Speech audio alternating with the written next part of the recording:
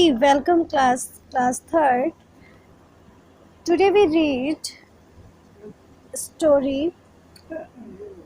I hope from you guys that you will be safe in your homes and will be studying very diligently. And let's start your chapter number second. Buckaroo Present, written by Judson. Yes, this is your chapter second. Buckaroo's Present, written by जसरन सैफनो।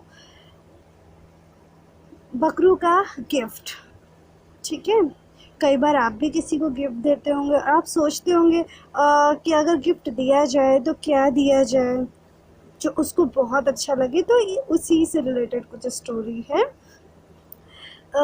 A boy named Pakru lived in peaceful village far in the mountains. A river followed down the mountain and ran through the village.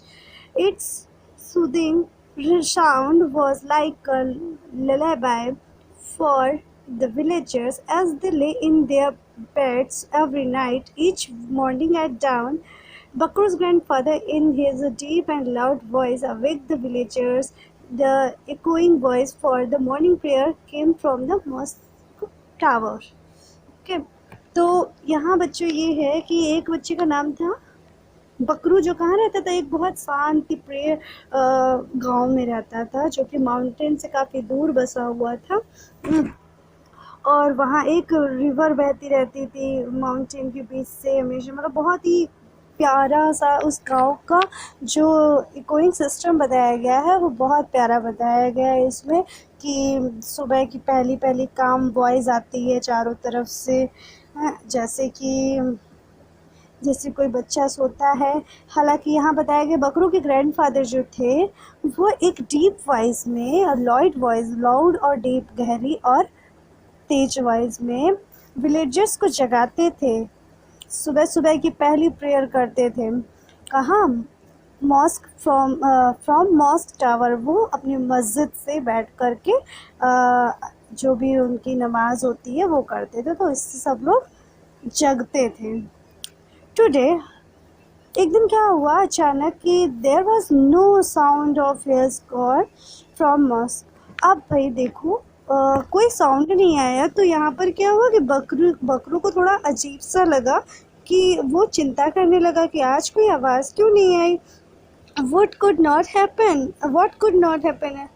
क्या हुआ होगा कि उन्होंने आज जगाया नहीं, ऐसा सोचने लगा बकरू। कहीं ऐसा तो नहीं कि पापा बीमार हो? हाँ, हो सकता है बाबा बीमार हो।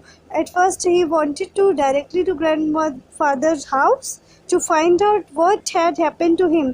वो पहले तो उसने सोचा कि चलो हाउस जाते हैं ग्रैंडफादर के, देखते हैं उन्हें क्या हुआ है। फिर उसने सोचा didn't like missing the morning prayer, हमें मॉर्निंग प्रेयर नहीं मिस करनी चाहिए। He also thought that someone in the mosque may know where his grandfather was, so he ran to mosque. उसने सोचा होगा कि नहीं मुझे ना मॉर्निंग प्रेयर नहीं मिस करनी चाहिए, गंदी बात होती है। तो ऐसा करते हैं कि पहले हम मस्जिद ही जाते हैं और वहाँ ही किसी को पता होगा कि ग्रैंडफादर कहाँ है।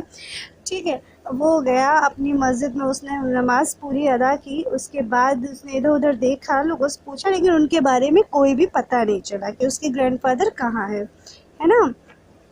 अभी फाइनली क्या हुआ कि उसने सोचा चलो मैं ग्रैंडफादर के हाउस जाता हूँ, और हाउस जाने के लिए उसने सोचा ऐसे कैसे जाऊँ, अच्छा मैं कोई प्रेजेंट लेकर जाता हूँ, उनके लिए गिफ्ट लेकर जाता हूँ।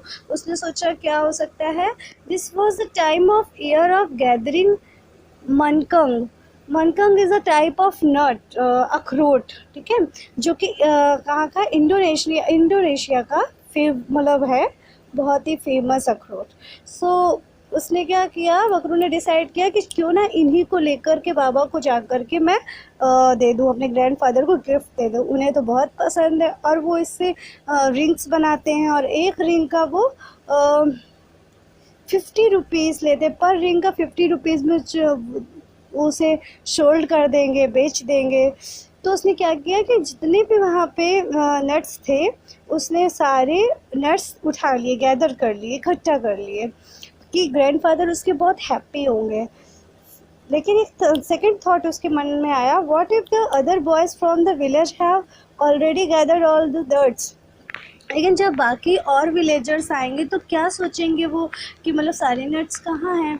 लेकिन उसको तो अपने बाबा को भी देना था ना। Just minute. इससे पहले कोई आता कि वो बहुत फास्ट दौड़ने लगा, तब तक एक हिल के पास पहुंचा, नेट हिल के पास पहुंचा, और उसने बहुत चैन की सांस ली। वहाँ पर मनकंग ट्री था, उसने सारे ट्रीज, मैंने पहले ही बताया, उसने सारे इकट्ठा कर लिए थे। He gap out of sight of relief, उसने बहुत आराम से सांस ली। He was delighted to see the ground covered with net. उसने देखा क्या कि सारे पेड़ के नीचे कितने नट्स पड़े हुए हैं। उसे इकट्ठा करने का उसके मन में पहले विचार आया था, अच्छा बाद में उसने इकट्ठा किए हैं। Singing merrily, बकरू gathered the nut in the sarong। ठीक है, मतलब sarong मीन्स क्या होता है, a dress worn by Indonesian man and woman। हाँ, बकरू ने क्या किया, वो सारे नट्स को अपने अपने उसमें जो ड्रेस पहनते हैं वहाँ इंडोनेशिया में, वो उसमें रख लिया। सडनली क्या, उसने एक आवाज़ सुनी।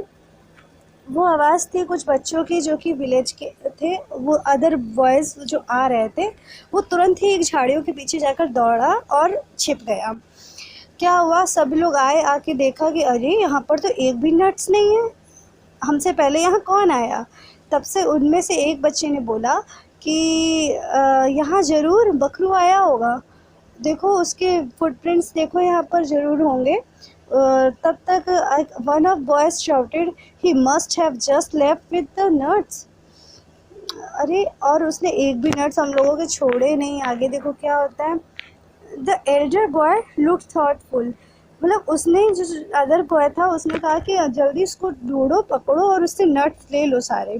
तब तक एक उनमें से बड़ा लड़का होता है, वो कहता है नहीं देखो हम लोग, ये गलत बात है, हम लोग लेट हो गए आने में, और वो जल्दी उठा, वो मस्जिद से जल्दी आया, तो मेरे ख्याल से वो उसी के हैं वो नट्स, रहने दो। The other boys looked at him, बहुत मतलब जो दूसरा बॉय थे बाकी लोग, वो अपने आप में बहुत शाइनेस से देखने लगे, शर्मिंदा हुए इस बात से कि हाँ बात तो सही है। They knew that if they hadn't been lazy, और उन सबको पता था कि हमें देरी नहीं करनी चाहिए, लेज़ीपन नहीं होना चाहिए हमारे अंदर ना, आलसी नहीं होना चाहिए। अगर हम आलसी ना होते तो हम बकरू से पहले आ जाते, वो नट्स हमारे होते। ये सब सुन रहा था कौन, बकरू। वो सुनकर ही तुरंत उठा और बोला कि उसने सरप्राइज कर दिया बाकी बच्चों को और कहा कि आई एम सॉरी, मैंने सारे नट्स ले लिए, हेयर यू टेक सम, आप इसमें से कुछ ले लो। After all we are friends, हम लोग सब लोग दोस्त हैं, और जो भी हमारे पास हो वो हमें आपस में शेयर कर लेना चाहिए। The five looked first at the Bakru and then each other, सबने बकरू को पहले देखा, फिर आपस में एक दूसरे को देखा। फाइनली क्या हुआ कि उसमें से जो एल्डर बॉय था, जो समझदार लड़का था, उसने कहा नहीं ये तुम्हारे हैं, तुमने इन्हें इकट्ठा किया है, तुम ले लो। तो उसने कहा कि एक्चुअली मैं क्या था ना कि मैं ग्रैंडफादर के लिए लेकर जा रहा था, और मुझे लगता है कि वो शायद बीमार होंगे, तो इसलिए मैंने सोचा कि उनको लेकर जाता हूँ। लेकिन ठीक है, कोई नहीं, अगर मैं आप लोगों से ये शेयर कर लूँगा तो भी वो बहुत खुश होंगे। तब तक क्या हुआ, उनमें से एक लड़के को शायद कोल्ड हो रखा था, तो वो बोल रहा था ओके ठीक है अब चलो जल्दी से मस्जिद चलते हैं। शॉर्टेस्ट बॉय ने ऐसा कहा उन लोगों से। तो तब तक एक ओल्डेस्ट बॉय एक्सक्लेम करता है, बोलता है कि आई हैव एन आइडिया, मेरे पास एक विचार है। Bakru will share his nut with us, Bakru अपने सारे नट्स हम लोगों से शेयर कर दे, देन वी विल गो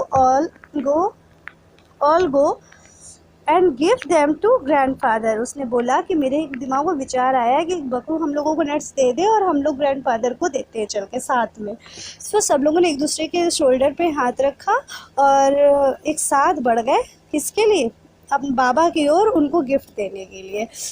हाँ, here happy ending, have a nice day, enjoy your study, goodbye all of you।